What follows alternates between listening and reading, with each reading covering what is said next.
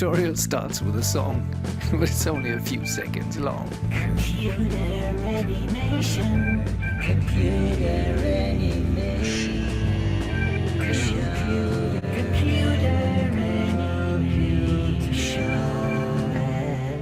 animation. Let's get started with animation.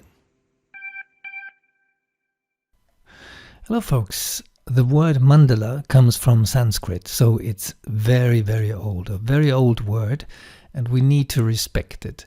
And in old churches you find mandalas all over the place, really, in art, historic art.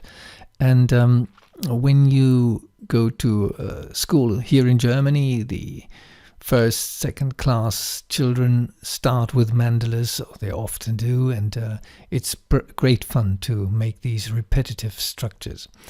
Now, the Google image search shows us exactly the same thing, something like this pattern here.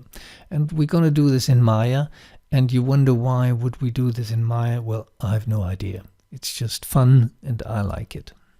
So this is a mandala I created within, I think, 5 minutes in Maya. How did I do this? Let me just show you the scene. The thing in the background is the light, which I can hide here. And basically, it's this wheel which rotates, and I can get closer to it or whatever. It's a repetition of a certain very, very simple amount of structures here. 1, 2, 3, 4. And I will create a similar scene from scratch, so you will see what's going on here. We have 3 mesh networks, and mesh you find under FX, and under mesh create a mesh network. The mesh network has a distribute node which comes by default, and I have a distribution type of a radial, that means in a radius, as opposed to in a grid, for example, or in a straight line. And my radius for the first mesh is 10. When I increase this, you see this part shrinks or grows. I have an amount of points. These two figures are important, the radius and the number of points. I have 16 currently in this section. When I reduce this to 1, go up to 16, and you can choose things however you like them. I don't know why the viewport currently is not displaying the proper colors. It may have to do with a bug with the new Arnold version. We're in beginning of February 2021, but I can always render it with the IPR. The same applies to the mesh network number 2, where I have 12. That's the inner circle, and I can raise that radius, make this go outside, or shrink even closer to the inside. I have only one light in the scene, and for example, you see this kind of structure in here, really nice, and it's more or less random, a random structure. These things look like hammers maybe, and it's so simple really. That's why I'm actually showing you this. When you click on that ring here, on that circle, you select the mesh repromesh, which doesn't help you a lot with distribution. So you need to go to the mesh network, which is number 4 in this case, although I have only 3 here, but, because I tried out something with mesh number 2, I think. And number of points, again, we can reduce them, and we can walk around that scene, whatever. If we look at it from this angle, we see this kind of structure. Now it becomes 3D-ish because I actually used 3D objects. Let me create this from scratch, sort of, very simple. New scene, don't save, and I want the grid back again. And I create, this disk here, and I move it a little bit to the side because we need a distribution. And this torus, I go to the polytorus node here, and I reduce the subdivision axis, so I get this kind of structure. And the subdivision height can be reduced to basically nothing, because we will see it only from the top anyway. So let me introduce a third one, for example this plane, and I want the plane to be much simpler, 5 by 5 maybe, and right mouse click vertices. I press the key B in order to get the soft selection, and now I can scale those out, and I'm basically done.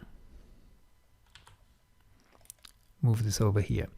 So I have a nice selection of objects. Now it's time for texturing them.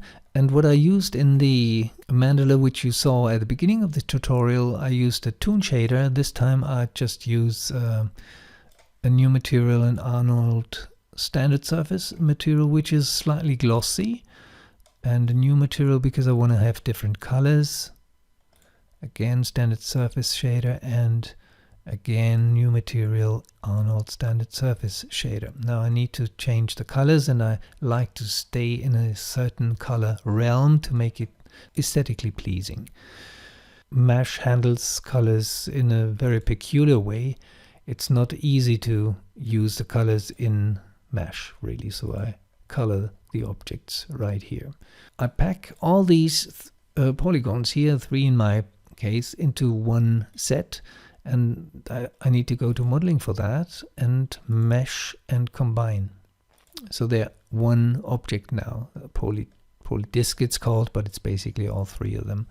Now we go to FX back again and go to the mesh network, and we choose the option box because we need a mesh. If you have NURBS or curves, choose the instancer. And I'm choosing this one, the circular distribution, and the rest doesn't matter. Apply and close, and I get a mess of things here. You need to check the radial axis.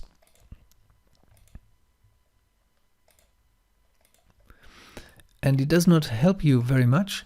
Well, and if you run into a problem like this, go back to the original object, which is this one here.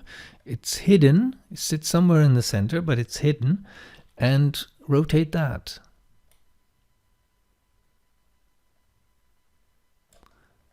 We have nice colors now. I wonder why we didn't see the colors in the previous example, but they're all here. Now when we go back to mesh, we need to select mesh here in the outliner, and we raise the number of points. Obviously we get these interesting structures here, and I can change the radius, and I start with a small radius, and I reduce the number of points again, and I get this pattern here, for example this. Now, when you duplicate that mesh network, you don't have access to all the tools you need. That's why I go back to the hidden disk, which is basically our 3 original objects, and to create a new mesh network from them with the same settings. And again, I go to the radial axis, which should be like this, and I'm just fine. I need more objects here for the nice mandala. For example, those. I reduce the radius a little bit, and I repeat the same thing again. Select this, create a mesh network, change the radial axis, and raise the radius slightly, like this. And I think that's quite beautiful. Now I need a light and nothing else. But a light, Arnold lights, Skydome light. I don't want to see the light in the scene, but I want its effect to be visible in the rendering, and I use the IPR rendering, which shows me this very nice structure. Something totally different, a mandala of a different kind, concludes this tutorial. Here I used an expression that's a mathematical function in order to make the 2 wheels turn the way they do. You find several tutorials about expressions in my channel, and I wish you a very creative day. Bye-bye.